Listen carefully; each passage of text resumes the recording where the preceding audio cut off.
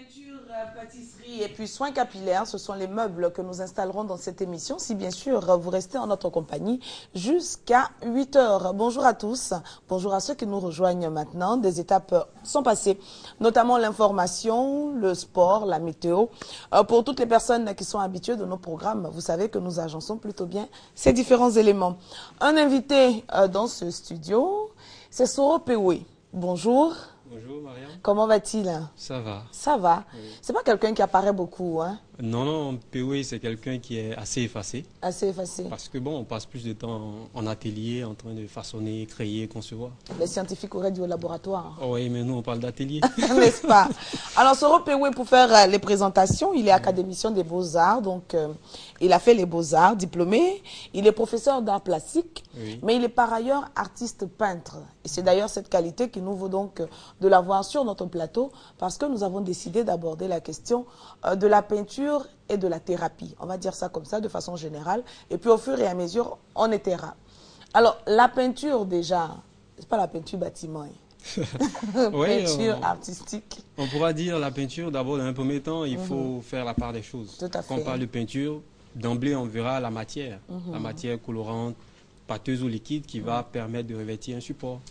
Mais au-delà de ça, la peinture deviendra par la suite une activité humaine. Ouais. Une activité qui va consister à projeter une idée, une pensée sur un support. N'est-ce pas? Donc à partir de ce moment, la peinture devient un support, un moyen d'expression. Voilà Tout à comment fait. on peut simplifier l'activité.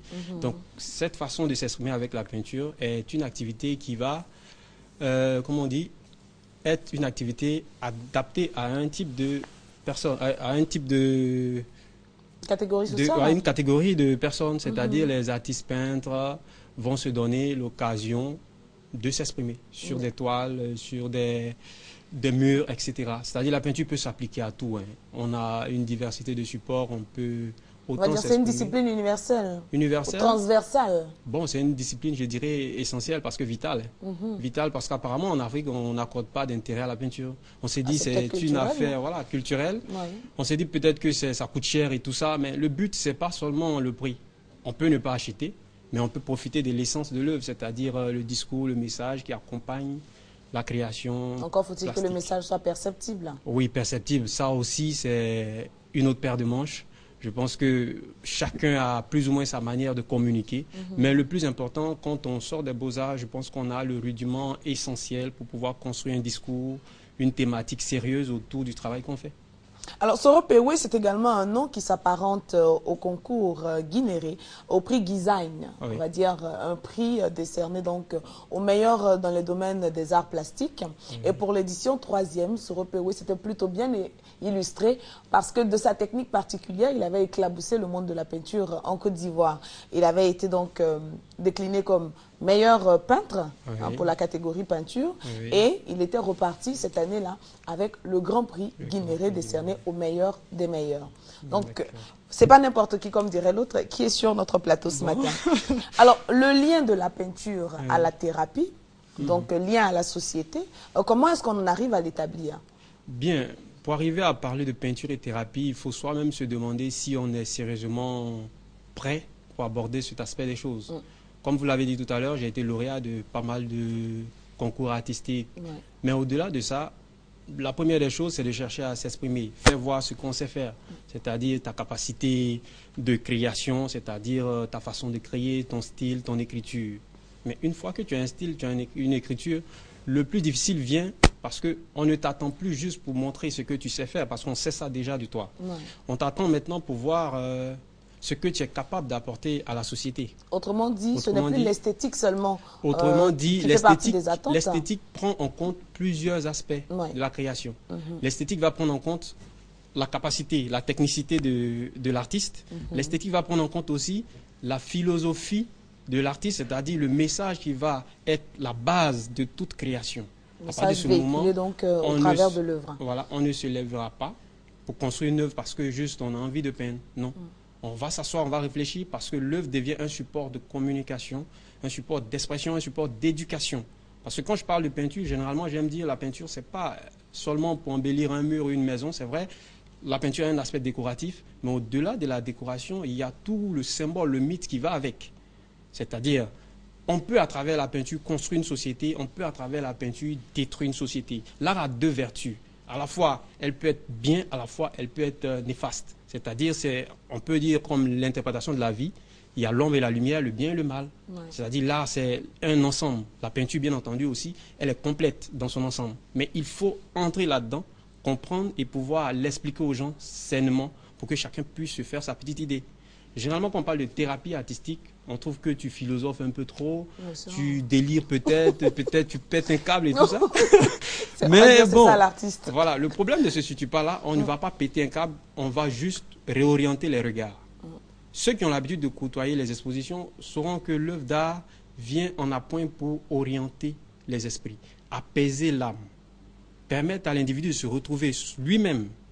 Et une fois que tu te retrouves, tu comprends comment le monde est, comment le monde est beau. Mais le plus important, ce n'est pas seulement de regarder l'œuvre, de voir une belle image, de voir de beaux traits, de belles touches, mais de comprendre pourquoi ce beau trait-là est là. D'accord. Alors, il y a des œuvres qu'on a sur le plateau, donc oui. On va rendre cela un peu plus palpable. Oui. C'est-à-dire qu'il va s'atteler à nous donner des explications des œuvres qu'il a envoyées. On en a deux. Essentiellement, ce sera pour tout à l'heure, juste le temps pour nous de revenir sur la question de la thérapie. Réorienter les regards, comme il dit, c'est cet autre objectif assigné donc à la peinture. Il faut que l'œuvre d'art soit un message qu'on porte aux personnes que l'on a en face.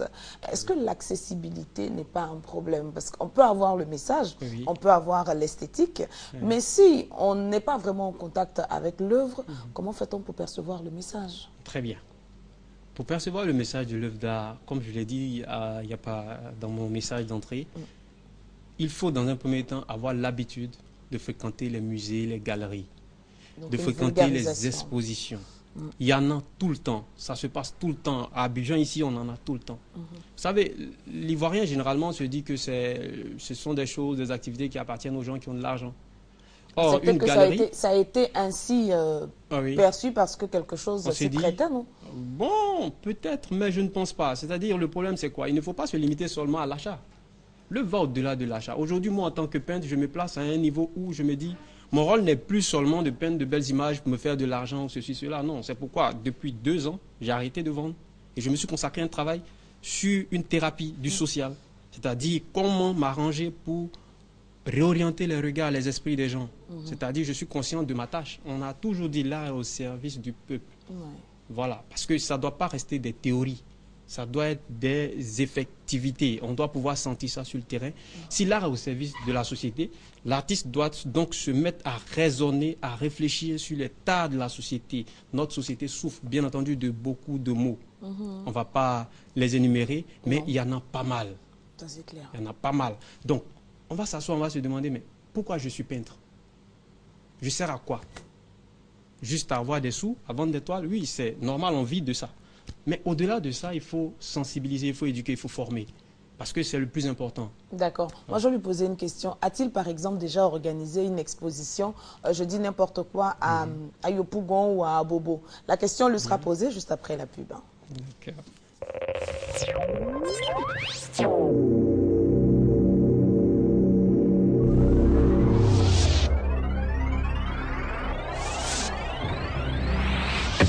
La Croix-Rouge de Côte d'Ivoire lance sa vaste campagne de collecte de fonds intitulée « Vos dons peuvent sauver des vies » du 3 au 8 novembre 2014 sur toute l'étendue du territoire national. Population de Côte d'Ivoire, engageons-nous auprès de la Croix-Rouge pour venir en aide aux personnes vulnérables et lutter contre toute forme de précarité. Donner à la Croix-Rouge, c'est sauver des vies. Faites vos dons auprès de nos volontaires collecteurs dans les grandes surfaces et à notre siège au plateau ou par transfert au numéro suivant 08 28 81 11, infoline 20 32 13 35. Vaudou se met à nu. À l'occasion de ses 15 ans, l'agence Vaudou organise le 31 octobre une grande journée portes ouvertes réservée à tous les passionnés de la com. Venez nombreux, Vaudou, 15 ans de révolution. Chaque jour, je me fais plein de nouveaux amis. Mon monde s'agrandit. Chaque jour, un nouvel affairage. Du nord au sud, partout, au fait de tout, sans bouger de chez moi. Envoie vite VILE au 98 102 et connecte-toi à des milliers d'autres jeunes dans tout le pays. VILE, V-I-2-L-E, ça ne ment pas. VILE au 98 102, 150 premiers SMS. Le jeu SMS Magique de la RTI, c'est déjà plusieurs heureux gagnants. Recevons nos gagnants. Nous sommes les gagnants de 50 000 francs. Je viens de gagner 100 000 francs. 100 000 francs. J'ai gagné 100 000 francs. Je viens de gagner 100 000 francs. J'ai gagné 100 000 francs. J'ai gagné 100 000 francs. J'ai gagné 100 000 francs en participant au jeu SMS Magique. Je viens de gagner 100 000 francs. Je viens de gagner la somme de 300 000 francs. Je viens de gagner la somme de 1 million. Faites comme moi. C'est le gros lot de la semaine. C'est vraiment magique. Toi aussi, tu peux gagner 100 000 et 200 000 francs CFA par jour, 300 000 francs CFA par semaine, 1 million de francs CFA par mois et un super lot de 3 millions de francs CFA cash. Go au 98 070, c'est 100 francs le SMS. Avec la RTI, on gagne vraiment.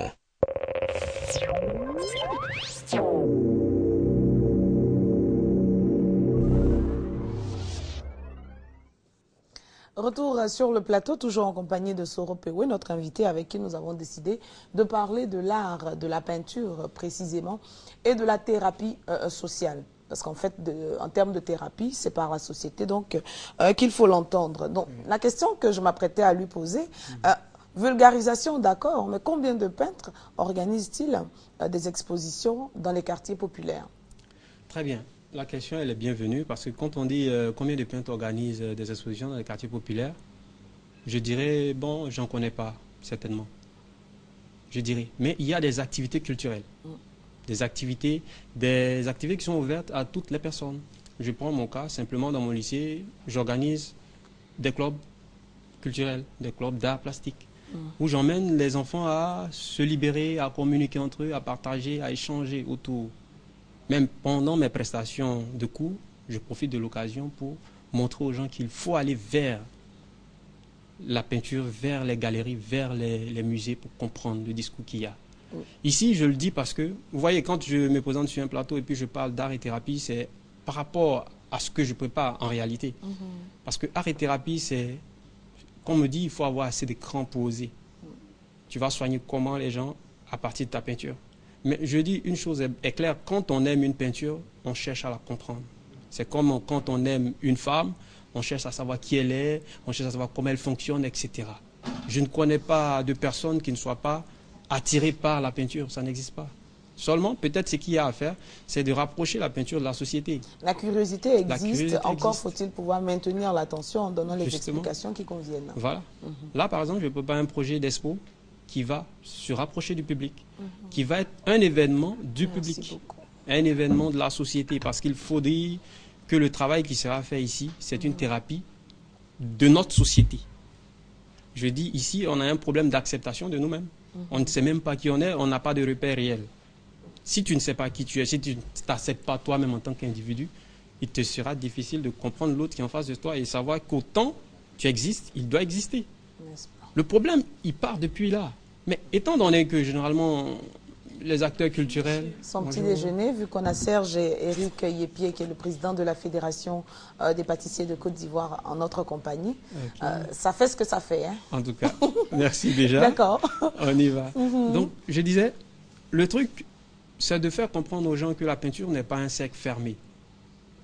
L'art... Ou du moins, la peinture ne devrait pas être perçue comme un cercle fermé. En réalité, ce n'est pas un cercle fermé. Oui, ça ne l'est pas, ça c'est la réalité, mais encore faut-il que la perception qu'on en a soit telle que vous l'annoncez. Oui, la perception qu'on a, généralement, on va se dire, bon, je ne peux pas acheter, je n'y vais pas. Ça, c'est le problème. Moi je pense que ce que je retiens, c'est qu'à plusieurs niveaux, il faut qu'on travaille à vulgariser la peinture. Vous, dans les lycées, vous le faites, dans votre lycée, vous le faites. Il faudrait, par exemple, que dans le cadre des activités extrascolaires, qu'on ait la possibilité, de mettre les enfants, les jeunes, en contact avec la peinture. Je pense que dès le bas âge, ça pourrait peut-être régler la question. C'est intéressant ce que vous dites là, parce que, généralement, vous savez, on enseigne les arts dans les lycées et collèges. Et ça, c'est le combat, hein, ça continue. Je ne vais pas m'étaler là-dessus, mais je dirais... On enseigne une discipline en réalité qui apparemment n'intéresse même pas le système éducatif. Pour aboutir à quoi, on dirait? Pour aboutir à quoi? À quoi ça sert les arts? Parce que c'est ça l'Africain, à quoi ça sert? C'est peut-être créer le... Voilà, on se dit créer la beauté, bon ça c'est quand on est rassasié, on se lève, on fait ça, non? Moi, généralement, je dis à mes élèves, je le fais parce que moi-même, personnellement, ça me permet d'être équilibré dans la société. Je suis à l'aise quand je fais toute activité, je suis à l'aise quand je parle de tout. Je suis à la fois un personnage, comme on dit au lycée, aploko. Tu rentres partout. Voilà, tu es l'élément plastique qui est capable de se fondre dans la masse, dans tout temps, en tout lieu. Mais au-delà de ça, il y a le fait qu'on arrive à transcender à partir de cette discipline-là. La thérapie ici, c'est quoi? C'est apaiser les esprits, apaiser la conscience. Comme Platon le disait, la musique n'a pas été donnée à l'homme juste pour flatter son ego. Non, c'est juste pour apaiser ses sens. Savoir qu'en chacun de nous sommeille un petit diable, un petit démon, un petit défaut à quelque part. Donc il faut pouvoir apaiser ces consciences-là et puis pouvoir être sociable. Donc pour arriver à ça, j'utilise un moyen simple qui est la peinture. Un moyen de communication qui a existé depuis des lustres et qui continue d'exister. Je ne suis pas le premier à emprunter ce chemin de art et thérapie. Je ne serai pas non plus le dernier, mais j'exhorte tous les peintres généralement à s'orienter vers ces genres de challenges déjà passés. C'est pas évident. C'est pas évident d'arriver à construire un discours autour d'une thérapie. Parce que l'œuvre, déjà, la capacité de création va prendre en compte tellement de stress que lorsqu'on va venir ajouter maintenant la notion de vouloir guérir des mentalités à travers ce qu'on crée, ça devient encore plus costaud. Alors, moi, je vais le prendre au mot. Je vais lui demander de commencer peut-être à interpréter l'étoile qu'il nous prête ce matin. Bien. La première. La première toile. Voilà, qu'on a juste derrière lui. Oui. Moi, je vois des pieds. Des pieds. Oui, des pieds. Voilà. Mais c'est vraiment ce que je vois. Ah oui. D'office, on a des pieds. Oui. Et j'imagine que au-dessus, il doit y avoir des tenues traditionnelles. On atteste déjà les chaussures qu'on a, les bijoux, et puis les morceaux d'étoffe, de toile qu'on a au niveau supérieur de notre tableau. Maintenant, il y a une corde qui, semble-t-il, essaie de retenir les pieds dans un même espace. C'est entremêlé, certes, mais je pense que l'objectif, c'est de les tenir ensemble. Très bien. Je ne sais pas si je peux me déplacer pour mieux. Oui, bien sûr, il faut. Voilà. OK. Et il va récupérer son micro, voilà. Il n'a qu'à le récupérer. Voilà, de prendre du support. OK. Ici, dans un premier temps, quand on est face à une œuvre d'art, là, c'est le professeur. Il faut comprendre une chose. Il ne faut pas observer l'œuvre juste pour dire j'ai vu un élément ici qui m'intéresse. Non. Il faut d'abord se laisser envoûter, se laisser charmer, se laisser séduire par l'œuvre. C'est-à-dire quoi? Je suis face à une pièce. Je cherche à comprendre la pièce. Je cherche à savoir pourquoi la pièce existe. Parce qu'on ne se lève pas pour créer. Donc, une fois qu'on se laisse guider par la toile, on finit par entrer dans la toile et comprendre progressivement chaque élément, chaque entité, chaque constitution de la toile. Vous avez tout à l'heure commencé à détailler, je vois. C'est pas mal. Ce qui est perceptible déjà. C'est pas mal. D'accord. C'est pas mal déjà pour un débutant. Quand tu rentres comme ça déjà, tu vas finir par trouver ton chemin en pataugeant. J'ai dit la thérapie picturale ici, la thérapie en peinture, ne se fait pas avec un guide. Tu es toi-même ton guide. Face à l'œuvre. Face à l'œuvre, il faut te laisser envoûter. Il faut pénétrer l'œuvre, c'est-à-dire, je suis face à une œuvre, d'abord, la première des choses, je vais chercher à savoir quel est le titre de l'œuvre. La première des choses, ça c'est le premier fois que je vois une personne, ça, comment tu t'appelles, c'est le nom. Tout à fait. Le nom ici, je donnerai simplement le nom de cette toile. Je l'ai baptisé Jouons BCC. Jouons BCC. Traduction? Traduction, c'est un jeu d'enfants.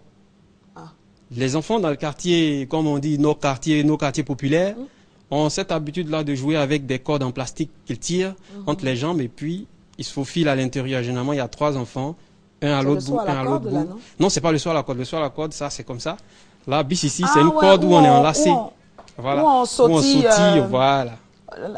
Très bien. Donc on met les pieds, la corde à mi-pied. À mi-pied, ça monte progressivement jusqu'à la cuisse, jusqu'à même à la taille après. Voilà, on évolue. Donc ici, le titre déjà évocateur. Jouons BCC, pour ceux qui ont eu l'habitude de pratiquer ces activités simples de la vie, on se rend compte déjà que jouons BCC, on retourne à l'enfance. Ça nous ramène à une réalité proche, en tout cas, de notre quotidien. De notre quotidien. Généralement, pour jouer, il faut revenir à l'enfance. Savoir qu'on est tout petit, donc on devient innocent, on n'est plus sous contrainte et on commence à grandir à partir de ce moment-là. Parce que généralement, on dit l'enfant est le père de l'homme. C'est-à-dire tout part depuis l'enfance. Il faut comprendre qu'on ne peut pas être adulte sans être enfant. Donc il faut revenir à la mentalité enfant et puis grandir. Donc le travail de l'artiste qui va vous élaborer cette thérapie-là consiste à réfléchir longtemps. Savoir qu'est-ce que je vais dire d'abord. On ne va pas se lever sous une inspiration quelconque. Non, je suis dans ma folie de création, je fais quelque chose. Non, on ne fera pas quelque chose, on construira une thérapie, c'est-à-dire un message artistique. Surtout qu'on a un objectif, c'est aller chercher l'enfant qu'il y a dans la grande personne d'aujourd'hui. Donc, il faut aller chercher les rudiments qui vont nous aider à construire notre toile. Il faut aller puiser là où il faut pour construire le discours. C'est-à-dire quoi?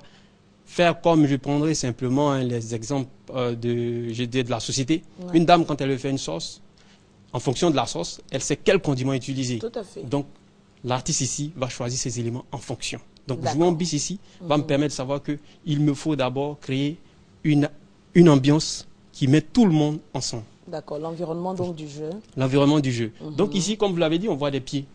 Ouais. Mais ces pieds, en les regardant bien, on va voir que chaque pied répond à une situation géographique de notre pays. Une culture. Une culture. Ouais. Ça fait appel à une culture. Ça fait appel à une communauté. Tout à fait. Donc, jouons bis ici. On va aller au-delà de ça en tenant compte des étoffes qui sont là, présentées. Donc, on a du kita, on a du pagne baoulé, on a comment ça s'appelle? L'indigo. L'indigo, on en a une diversité ici. Et en couleur et en matière. Et en matière. Donc, ici, je vais allier matière et couleur. D'accord. Donc, matière en matière textile et couleur en éléments qui vont me permettre du moins de remplir ces espaces qui, à l'origine, étaient blancs. Donc, je vais me servir d'une corde pour stimuler l'idée du jeu. La corde, elle est assez... Est-ce qu'elle est juste dessinée ou bien il y a du collage? Ici, il y a ce qu'on appelle le trompe-œil. Je joue avec deux effets, à la fois collage, à la fois peinture. La corde est collée par moment, elle est peinte par moment. Juste pour montrer la dextérité, la technicité même du concepteur, pour montrer que ce n'est pas seulement pour construire une image, mais c'est pour montrer en même temps un discours thérapeutique, mais aussi montrer les capacités de création dont on dispose. De l'artiste. Voilà. Donc ici, je vous embisse ici, je présente d'abord deux pieds devant. On me demandera pourquoi les pieds. Pourquoi tu n'as pas présenté l'entièreté du mouvement? Non. L'artiste, c'est celui qui a un regard. Qu'est-ce que tu veux dire? Donc tu choisiras l'élément essentiel. Vous savez, aujourd'hui, on nous dit, tu veux montrer quelque chose à quelqu'un, ne l'envoie pas balader avant de le ramener à ça. Va directement, présente-lui le problème, il comprendra plus seulement. Droit au but. Voilà, donne l'information, comme on dit aux journalistes. Donc ici, je me dis quoi? Je veux montrer un jeu qui permet aux enfants de rester soudés. Donc à l'adulte de rester soudé. Savoir que ce qui nous lie est tellement fragile qu'à n'importe quel moment, ça peut se rompre. La corde. La corde. C'est comme une ficelle qui peut se casser à tout moment. Parce que c'est en plastique. C'est tiré. Donc même quand il joue, souvent ça se casse. Donc il faut faire attention, la rupture, pour ne pas qu'il y ait la rupture. Donc jouant bis ici, j'utilise d'abord une palette chromatique assez évocatrice qui nous rappelle les couleurs de notre drapeau. Par palette chromatique, il faut simplement entendre la différence, les différentes couleurs qu'on a sur le tableau. Il faut entendre les couleurs qu'on utilise pour embellir l'espace. Donc ici, j'utilise en même temps un support que j'appelle, on le voit souvent, le carreau cassé.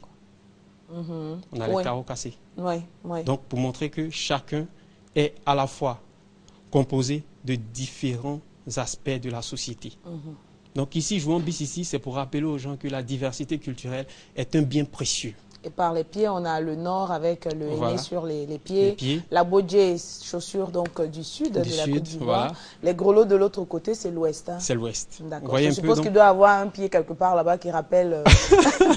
Voilà, donc chacun va se laisser aller dans son imagination autour de la toile. Mais je vous embisse ici dans un souci précis, c'est de préserver ce qu'on a de plus précieux, c'est-à-dire ça, le lien qui nous lie, nous tous. La corde, si fine, mais quand même qu'elle puisse être essentielle à l'harmonie sociale. Savoir que quand on joue bis ici, c'est une compétition certes, mais ce n'est pas un conflit. C'est une compétition des enfants de cette nation avec les enfants de la même nation. Donc la notion de fair play va transparaître. On va savoir qu'on peut jouer sans se marcher dessus. On peut jouer en aidant l'autre à mieux jouer. Jouer chacun avec ses richesses. Avec ses richesses, avec son cœur, en sachant que je joue parce que l'autre me permet jouer. Moi, j'aurais dit jouer avec son pied, mais bon. Voilà un peu. Ici, Bravo. la thérapie va s'élaborer de cette façon-là. Bravo. Ah, ça, chapeau. Je pense que, comme on l'a dit, on est parti du regard du profane. Qu'est-ce qu'on aurait dit dans une telle situation? J'arrive à une exposition. La première chose que je fais, je regarde, je me dis, voilà, ça c'est ça, voilà ce que je vois, voilà, voilà. Alors qu'au-delà, il faut pouvoir percevoir le message qui est donné et qui transparaît. Alors, je l'ai dit, pour ceux qui nous ont pris dès le départ, que nous avions aujourd'hui différents meubles à installer dans notre production. De peinture, il devait être question, c'est ce que nous venons de faire. C'est pas fini, c'est sûr qu'on a encore des choses à dire sur la question, mais de pâtisserie également, il est question. Et je vais regarder dans la direction de notre chef. Chef Yépié, bonjour. Bonjour Mariam. Comment va-t-il? Très bien, merci. Ah, j'adore sa tenue. Je ne sais pas pourquoi, mais moi je suis fan de la tenue du chef pâtissier. Merci, c'est gentil. Ce matin, nous parlons d'entremets au chocolat. Entremets au chocolat. D'accord. Il nous faut donc du chocolat. Je vois d'imposants carreaux. Et qu'est-ce qu'on a d'autre? Du chocolat. Oui. En bloc. Ah, ça pour bloc. Chocolat blanc. Là, c'est le chocolat noir. Hein? Oui, chocolat noir. D'accord. L'autre, c'est le chocolat blanc. Et là, c'est la crème chantilly. La crème chantilly, c'est la crème fraîche, voilà. Tout simplement. Voilà. Elle n'est pas encore en chantilly. Voilà. Quand elle est travaillée, elle devient chantilly. D'accord. Et simplement un biscuit. Ça, c'est un biscuit. C'est un biscuit. Donc, on a fait cuire au four. Oui, en chocolat. Ah, d'accord. C'est-à-dire qu'on n'a pas fait nature, on a déjà incorporé du chocolat. C'est ça. D'accord. Et les entremets, déjà, qu'est-ce que c'est? Il faut peut-être expliquer pour nos téléspectatrices et téléspectateurs, parce qu'on s'intéresse tous aujourd'hui à la pâtisserie. Hein. D'abord, les entremets, c'est un dessert. D'accord. Un dessert à l'assiette. Et c'est une pièce artistique qui s'intègre dans une pièce artistique en sucre pendant les concours. Voilà. Donc, cet entremets est composé, comme on a dit, de biscuits, de chantilly. Alors, chef, on a un petit souci. Moi, on a des téléspectatrices qui ont déjà commencé à s'agiter. On n'entend pas bien ce que le chef dit. Je demandais à Judith de peut-être reprendre l'antenne et nous reviendrons pour voir ce qui n'a pas marché.